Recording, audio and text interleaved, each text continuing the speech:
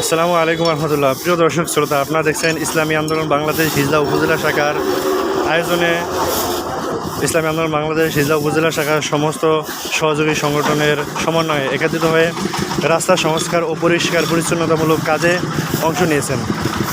আমাদের মধ্যে অনেকে বিভিন্ন স্তরের নেতাকর্মীরা এই দায়িত্ব পালন করতেছেন। আপনারা দেখছেন সরাসরি।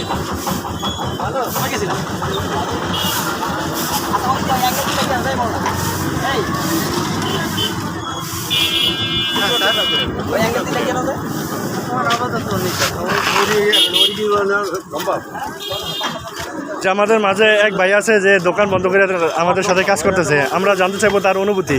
ভাই, আপনার অনুভূতি কি? ইসলামী আন্দোলন বাংলাদেশের আয়োজনে যেই সংস্কারমূলক কাজ হচ্ছে, এখানে আপনি নিজে দোকান বন্ধ করে এই সংস্কারমূলক কাজে আত্মনিয়োগ করেছেন, এ ব্যাপারে আপনার অনুভূতি কি একটু বলেন? অনুমতি ভাই, এটা পরিষ্কার রাখা সবারই দায়িত্ব, ঠিক আছে?